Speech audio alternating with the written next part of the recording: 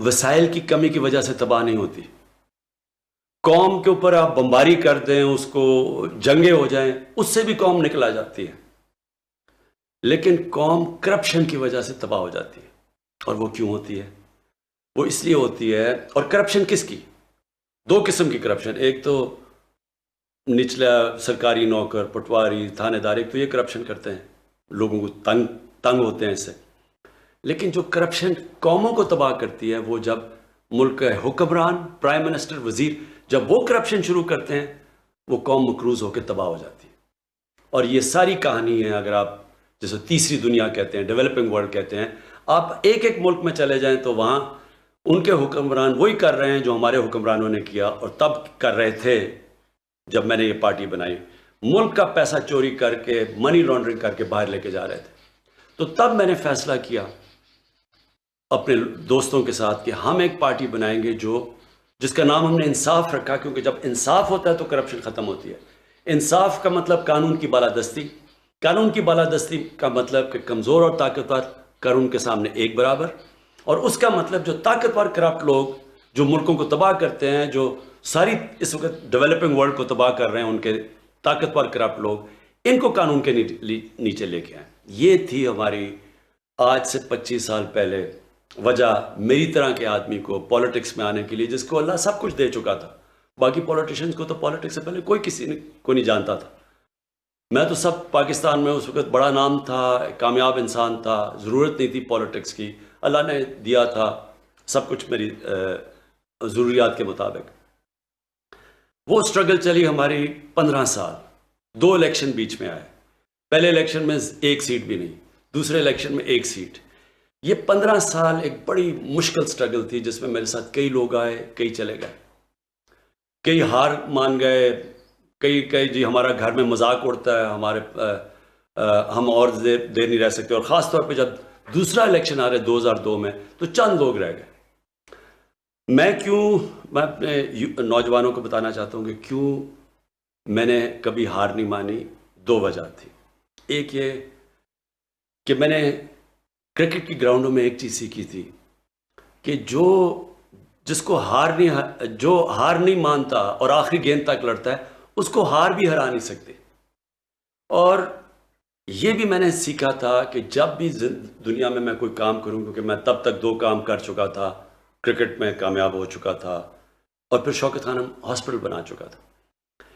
تو کامیاب انسان تب ہوتا ہے جب وہ جو کام کرنے کے لیے نکلے، جو خواب دیکھے، پھر کشتیاں جلا کے اس کی طرف جائے، پھر کبھی واپس نہ جائے. یعنی یا موت اور یا وہ کام ہوگا. تب انسان کے اندر جو صلاحیتیں ہیں، جو اللہ نے اتنی طاقت دی ہے، قوت دی ہے، وہ تب باہر آتی ہیں جب آپ فیصلہ کر لیتے ہیں کہ یہ ایک کام آپ نے کرنا ہے، جو بھی مرضی ہو جائے. اور پھر میرے سامنے نبی صلی اللہ علیہ وسلم کی زندگی تھی. میں نے ان کی بڑی کلوز اسٹڈی کر چکا تھا. قرآن ہمیں حکم دیتا ہے ان کی زندگی سے سیکھو. ان کی زندگی کیا تھی کہ اللہ کے حبیب 13 سال انہوں نے جب اللہ کا پیغام لے کے نکلے تو 13 سال سب سے زندگی کے مشکل وقت سے وہ گزرے، اور جان کو بھی خطرہ تھا، بھوک سے بھی اللہ نے ان کو آزمایا. تو میں نے یہ سوچا کہ ہمارے لیے سبق ہے کہ جو سٹرگل ہے اس سے کبھی گھبرانا نہیں چاہیے، کیونکہ اس کے بعد جو اگلے 10 سال تھے، ان 10 سالوں کے اندر انہوں نے دنیا کی تاریخ بدل دی. دنیا کی تاریخ میں کبھی اتنا بڑا انقلاب نہیں آیا، لیکن وہ پہلے 13 سال نے ان کی تیاری کروائی اس کے لیے. اور پھر بھی جب وہ 10 سال جو تھے، جو انہوں نے دنیا کی تاریخ بدلی، پہلے 4-5 سال بہت مشکل گزرے ان کے. امہ خطرے میں تھی، کئی دفعہ بڑے برے حالات تھے امہ کے. تو میں بھی جب سٹرگل کر رہا تھا تو میں یہ سوچتا تھا کہ اگر وہ اللہ نے ہمیں دکھایا کہ اگر اپنے حبیب کو وہ سٹرگل کرا سکتے ہیں تو ہم بھی کریں گے. اس دوران میں پولیٹیشنز کو بڑے قریب سے دیکھا. تو میری سوچ میں 3 قسم کے پولیٹیشنز ہوتے ہیں. جو سب سے برے پولیٹیشن ہوتے ہیں، جو پولیٹکس عوام کا نام لے کے اقتدار میں آ کے پیسہ بناتے ہیں، اپنا پیٹ پالتے ہیں، کرپشن کرتے ہیں. یہ ساری دنیا میں اس طرح کے پولیٹیشنز کو برا سمجھا جاتا ہے. اس کے بعد کئی ایسے پولیٹیشن ہوتے ہیں، وہ سمجھتے ہیں کہ اقتدار میں آ کے ہم اپنا بھی فائدہ اٹھا لیں اور ہم لوگوں کا بھی فائدہ کروا دیں. ایسے بھی زیادہ تر، بلکہ زیادہ تر ایسے بھی پولیٹیشین ہوتے ہیں، اور پھر وہ جو بہت کم ہوتے ہیں جو پولیٹکس کو عبادت سمجھتے ہیں. اور سب سے بڑی مثال سرکار مدینہ کی ہے، کیونکہ انہوں نے تو ذات کے لیے کچھ کیا ہی نہیں. وہ اسی جدھر آئے اسی مسجد نبی میں رہے، جب بیت المال میں پیسہ بھی آ رہا تھا انہوں نے اس کی کوئی اپنی ذات کی نہیں سوچی. پھر ہمارا یہ 15 سال تک پہلا فیز رہا. میں ہمیشہ سمجھتا تھا کہ میں تب دوسرے فیز میں جاؤں گا، یعنی کہ الیکشن جیتنے کے فیز میں جاؤں گا جب عوام میرے ساتھ آئے گی. اور وہ میاں والی کا ماڈل تھا. میں میاں والی میں جب پولیٹکس 2002 میں آیا تو صرف بچے میرے ساتھ تھے اور تھوڑے سے نوجوان. آہستہ آہستہ نوجوان علاقے کے سارے میرے ساتھ آ گئے، اور نوجوانوں کو دیکھ کے پھر آہستہ آہستہ جو سیاسی شخصیتیں تھیں وہ میرے ساتھ آنی شروع ہوئی. یہی ماڈل ہوا جب کہ 30 اکتوبر 2011 میں ہم نے مینار پاکستان میں پہلی دفعہ لاہور کے لوگ میرے لیے نکلے. اس سے پہلے میں کوشش کرتا تھا، لاہور کے لوگ نہیں نکلتے تھے. 30 اکتوبر کو مینار پاکستان میں لوگ نکلے، اور اس کے بعد سارا جو پولیٹیکل سرکلز تھے، جو الیکٹیبلز تھے، ان ساروں نے دیکھا کہ ووٹ بینک آ گیا تو وہ آنا شروع ہو گئے. پھر پارٹی بننی شروع ہوئی. 2013 کے الیکشن میں ہم پختونخوا میں ہماری گورنمنٹ بنی، لیکن بڑی دھاندلی کی گئی. اس دھاندلی کے بعد میں نے کہا 4 حلقے صرف کھول دو تاکہ اگلا الیکشن ٹھیک ہو. اس کے لیے ہمیں 126 دن کا ہم نے دھرنا کیا. پرامن تھا ڈی چوک پہ ہم نے، اور اس دھرنے کے دوران اور پارٹی بڑی، ہمیں موقع ملا اپنی پیغام لوگوں تک پہنچانے کا. لیکن بدقسمتی سے کوئی ایکشن نہیں لیا گیا کہ الیکشن ریفارمز کا. میں آج آپ کو کہنا چاہتا ہوں اپنی قوم کو کہ انشاءاللہ جو اب ہم الیکشن، جو نئی چیزیں ٹیکنالوجی کا استعمال کر رہے ہیں، الیکٹرانک ووٹنگ مشینز کو اب لے کے آ رہے ہیں جو ہم نے آزما لی ہیں، دنیا میں ٹیسٹڈ ہیں، اس کے ساتھ انشاءاللہ آپ دیکھیں گے کہ پاکستان میں الیکشن کبھی جو بھی الیکشن جیتے گا اس کو سارے کہیں گے جیتا ہے، اور جو ہارے گا وہ مان جائے گا ہار. جب میں کرکٹ شروع کی تو ہم اپنے امپائر ہوتے تھے، ملک اپنے امپائر کھڑے کرتے تھے، اور جو زیادہ تر ٹیمیں ہارتی تھیں وہ کہتی تھی جی ہمیں امپائروں نے ہرا دیا. میں نے کیمپین کی نیوٹرل امپائرز کی، اور آج نیوٹرل امپائرز کی وجہ سے اور ٹیکنالوجی کی وجہ سے جو جیتا ہے وہ سارے تسلیم کرتے ہیں وہ جیتا ہے، اور جو ہارتا ہے وہ مانتا ہے. انشاءاللہ یہی پاکستان میں ٹیکنالوجی کی وجہ سے اب اگلا یہ سسٹم ہم لے کے آ رہے ہیں. اس کے بعد 2018 میں ہماری پارٹی جیت جاتی ہے. پھر سب سے مشکل فیز شروع ہوتا ہے میری سٹرگل کا. یہ میری زندگی کا آخری اور سب سے مشکل فیز ہے. جو بھی میں نے زندگی میں سیکھا وہ اگر میں نہ اس سٹرگل سے گزرا ہوتا میں یہ 2.5 سال نہ گزار سکتا، کیونکہ کبھی بھی کسی کو ایسی حکومت نہیں ملی. ملک بینکرپٹ، سب سے بڑے خسارے اندرونی اور بیرونی، یعنی ریکارڈ خسارے. اور وہ آپ صرف جو سٹیٹسٹکس دیکھ لیں آپ کے سامنے آ جائے گا. کبھی پاکستان کو اتنا مقروض نہیں تھا. 4 گنا 10 سالوں میں پاکستان کے قرضے بڑھے، 4 گنا پچھلی 2 پارٹیز کی وجہ سے. اور اس کی وجہ سے جو قرضے بڑھے، اس کی وجہ سے پھر جو ہمیں قرضوں کی قسطیں سود دینا پڑا. تو اس طرح کی حکومت کبھی کسی کو نہیں ملی. اور پھر ہمارے جو فورن ایکسچینج ریزروز تھے وہ ختم ہو چکے تھے. اور سب سے بڑا جو کرنٹ اکاؤنٹ جو ڈیفیسٹ سب سے بڑا پاکستانی تاریخ کا $20 ارب. تو اس کی وجہ سے بڑی مشکل سے ملک بچا ڈیفالٹ سے. ہمارے پاس پیسے ہی نہیں تھے قرضوں کی قسطیں واپس کرنے کی، اور جو ہماری کمٹمنٹس تھی باہر، اور ڈیفالٹ کر جاتا. تو آج روپیہ جو 150 روپے پہ یا 154 کے قریب ہے، اس نے 200 250 300 کدھر پہنچنا تھا ہم نہیں کہہ سکتے، کیونکہ سارا فلوز بند ہو جانے تھے باہر کے. لہٰذا وہ بڑا مشکل وقت تھا جس میں ہماری سعودی عربیہ، UAE اور چائنا نے ہماری مدد کی. اگر وہ بھی نہ مدد کرتے تب بھی ہم ڈیفالٹ کر جائیں. اللہ کا شکر ہے. اب میں آتا ہوں کہ جو مجھے فخر ہے یہ 2.5 سال کی سٹرگل میں کدھر ہے پاکستان.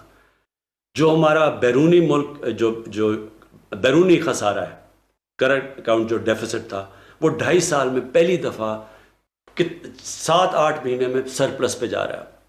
یہ بہت بڑا میری حکومت کی کامیابی ہے. اس کا مطلب کہ کیونکہ ہمارا اب وہ کرنٹ اکاؤنٹ سرپلس میں ہے، اس کا مطلب ہمارے ریزروز بڑھ رہے ہیں، اس کا مطلب ہمارا روپیہ مضبوط ہوتا جا رہا ہے، لوگوں کو کانفیڈنس آ رہا ہے اکانومی میں.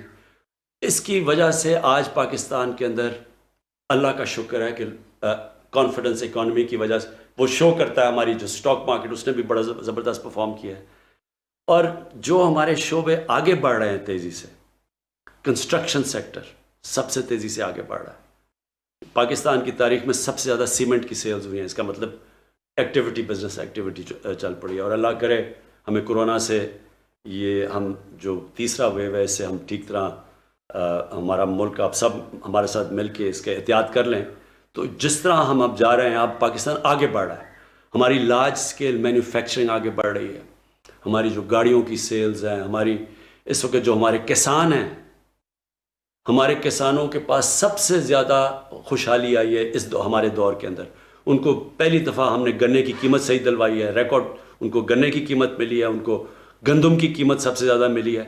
آج دیہات کے اندر پہلی دفعہ ہمارا کسان خوشحال ہے. لیکن آگے ہم نے کیا کرنا ہے؟ آگے اب ہم نے, کیونکہ یہ قرضوں کا بوجھ پڑا ہوا ہے, ملک نے نکلنا کیسے ہے؟ ملک نے نکلنا ہے ویلتھ کریشن سے, دولت کے اندر اضافہ کرنا ہے. وہ کیسے کرنا ہے؟ سب سے پہلے ہم 2 شہر نئے بنا رہے ہیں, ایک لاہور کے اندر, اور ابھی کوشش کر رہے ہیں سندھ گورنمنٹ کے ساتھ ملیں, ایک بنڈل آئلینڈ, اور پھر ایک لاہور کے اندر ہی ایک سینٹرل بزنس ڈسٹرکٹ بنا رہے ہیں. اس سب سے گورنمنٹ پیسہ خرچ کیے بغیر, private sector, public private partnership سے دولت میں اضافہ ہوگا, اربوں اربوں روپے کا اضافہ ہوگا, جس سے کنسٹرکشن انڈسٹری بھی اٹھے گی, جس سے لوگوں کو روزگار ملے گا. اور اس کے علاوہ ہم انڈسٹری کو خاص انسینٹیوز دے رہے ہیں, اسمال اور میڈیم انڈسٹری کو انسینٹیوز دے رہے ہیں تاکہ, اور یہ 50 سال کے بعد وہ انسینٹیوز دے رہے ہیں اپنی انڈسٹری کو, تاکہ ہماری انڈسٹری اٹھے, دولت میں اضافہ ہو. پھر ہم اپنے ایگریکلچر سیکٹر کے اندر, اپنے کسانوں کے اندر, کل میں انشاءاللہ کسان کارڈ لانچ کر رہا ہوں کہ کیسے اب ہم نے اپنے کسانوں کو اٹھانا ہے, ان کی پروڈکٹیوٹی انکریز کرنی ہے, اور انشاءاللہ پورا آپ کے سامنے ایک ایگریکلچر میں, تاکہ ادھر بھی دولت میں اضافہ ہو, تاکہ ملک آگے بڑھے. پھر ٹورزم کے اندر اگر ہم صرف ٹورزم کو ہم صحیح طرح لگا دیں, اتنا پاکستان میں پوٹینشیل ہے, اس سے ہی ہم اپنے قرضے واپس کر دیں گے. پھر ہمارا بلین ٹری سونامی ہے, 10 بلین ٹری سونامی, یہ آگے آنے والی نسلوں کے لیے بالکل ملک میں یہ جو موسم کی تبدیلی سے ہمیں خطرہ ہے, وہ ایک پورا ملک پہلی دفعہ ایک ملک ماحولیات کے اوپر زور لگا رہا ہے. اور 2 بڑی ڈیمز بنا رہے ہیں, 50 سال کے بعد پاکستان میں بڑی ڈیمز بننی شروع ہو گئی ہیں. ان سے پانی سٹور ہوگا, اس کا مطلب کہ ہمارے پاس زیادہ پانی ہوگا کسانوں کے لیے. جو اصل آخر میں آپ کہنا چاہتا ہوں, مدینہ کی ریاست کے اندر نبی صلی اللہ علیہ وسلم نے 3 چیزیں کی تھی. ایک انہوں نے اپنے کیریکٹر سے ایک ساری قوم کی اخلاقیات اٹھا دی تھی. دوسرا, انہوں نے قانون کی بالادستی قائم کی تھی. انہوں نے کہا تھا کہ ایک بڑی قومیں تمہارے سے پہلے تباہ ہوئیں, جدھر طاقتور اور کمزور کے لیے, جو میں نے شروع میں بات کی تھی, جدھر طاقتور کے لیے ایک قانون اور کمزور کے لیے وہ قوم تباہ ہو جاتی ہے, یعنی جدھر قانون کی بالادستی نہیں ہوتی. اور انہوں نے کہا میری بیٹی بھی اگر جرم کرے گی اس کو سزا ملے گی. اور پھر تیسری چیز, انہوں نے فلاحی ریاست بنائی تھی, کہ سب سے پہلے ایک ریاست نے اپنے کمزور طبقے کی ذمہ داری لی تھی. آج ہم نے فلاحی ریاست کے لیے وہ کام کیا جو کبھی کسی پاکستان کی حکومت نے نہیں کیا. سب سے پہلے جو مجھے فخر ہے, اپنے 2 صوبوں کے اندر ہم ہیلتھ کارڈ لے کے آئے, ہیلتھ انشورنس. ہر غریب آدمی کے پاس, پنجاب میں سال کے اینڈ تک پختونخوا نے ابھی ہر فیملی کے لیے ایک ہیلتھ انشورنس آ گئی ہے, کسی بھی گورنمنٹ ہاسپٹل میں اپنا علاج کروا سکتے ہیں. یہ انشاءاللہ ایک پورا ہیلتھ سسٹم ہے, کیونکہ اب پرائیویٹ سیکٹر آئے گا ہیلتھ میں, چھوٹے چھوٹے شہروں میں ہاسپٹل بنائیں گے وہ, کیونکہ ہیلتھ کارڈ کی وجہ سے کوئی بھی ان ہسپتالوں میں جا سکتا ہے. اور پھر آپس میں مقابلہ ہوگا, اگر کوئی ہاسپٹل صحیح علاج نہیں کر رہا تو وہ ادھر ہیلتھ کارڈ ادھر استعمال کریں گے جدھر اچھا علاج ہو رہا ہے. تو اس سے پورا سسٹم انشاءاللہ بدل جائے گا. ہم نے پناہ گاہ بنائی, جس کا مجھے بڑا فخر ہے کہ, اور یہ انشاءاللہ ہر جگہ جدھر مزدور جاتے ہیں ادھر ہم بنائیں گے, تاکہ وہ رات گزار سکیں, ان کے پیسے بچیں, وہ سارے اپنے بیوی بچوں کو پیسے بھیجیں, ان کو مفت کھانا ملے, رہنا ملے. یہ ہم نے شروع کیا ہے. ابھی ایک اور ہم ٹرک سب سارے پاکستان میں جائیں گے, ان علاقوں میں جدھر غریب علاقے ہیں, تاکہ کوئی بھوک نہ ہو, کسی کو کوئی بھوکا نہ سوئے. جو ہاؤسنگ ہے, پہلی دفعہ پاکستان میں اب ہم کمزور طبقے کے لیے گھر بنا رہے ہیں, اور یہ کبھی پاکستان میں پہلے نہیں ہوا, کیونکہ پاکستان میں وہ سسٹم ہی نہیں تھا, مورگیج فائنینسنگ ہی نہیں تھی, بینک قرضے ہی نہیں دیتے تھے. وہ ہم نے قانون چینج کیا, بینکوں کے ساتھ بیٹھ کے انشاءاللہ اب وہ طبقہ جو کبھی پیسے دے کے گھر نہیں لے سکتا تھا اس کی اب مدد کریں. لیکن آخر میں جو سب سے بڑا اس وقت جنگ، battle for the soul of Pakistan, ملک کے مستقبل کی جنگ لڑی جا رہی ہے، وہ قانون کی بالادستی کی ہے. جو بڑے بڑے مافیاز ہیں، جو سیاسی مافیا ہے، جو وہ لوگ جو کارٹلز بیٹھے ہوئے ہیں، جو مل کے پیسے بڑھاتے ہیں، لوگوں کے لیے چیزیں مہنگی کرتے ہیں، یہ سب اکٹھے ہیں. ہر وہ جو کہ کرپٹ سسٹم سے فائدہ اٹھا رہا تھا وہ ہمارے خلاف اس وقت کھڑا ہوا ہے. یہ ہے اب جو جنگ ہم لڑ رہے ہیں. یہ جنگ جس وقت ہم جیتیں گے، اور انشاءاللہ جیتیں گے. یہ آپ سمجھ لیں کہ اللہ نے جو نعمتیں اس ملک کو دی ہیں شاید ہی کسی ملک کو دی ہوں. وہ نعمتیں تب، یہ ملک کی نعمتوں کا تب فائدہ اٹھائے گا جب اس ملک میں انصاف ہوگا.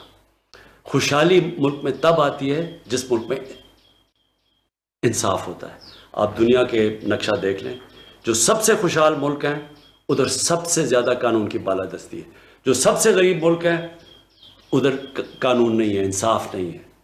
اور جب مدینہ کی ریاست میں سب سے پہلے قانون کی بالادستی آئی تھی، پھر خوشحالی آئی تھی، اور انشاءاللہ وہی پاکستان میں ہوگا. پاکستان زندہ باد. تحریک انصاف کے 25ویں یوم تاسیس پر وزیر اعظم عمران خان خطاب کر رہے تھے. 1996 سے لے کر موجودہ وقت تک جن مراحل سے پاکستان تحریک انصاف گزری اس پر بات کر رہے تھے.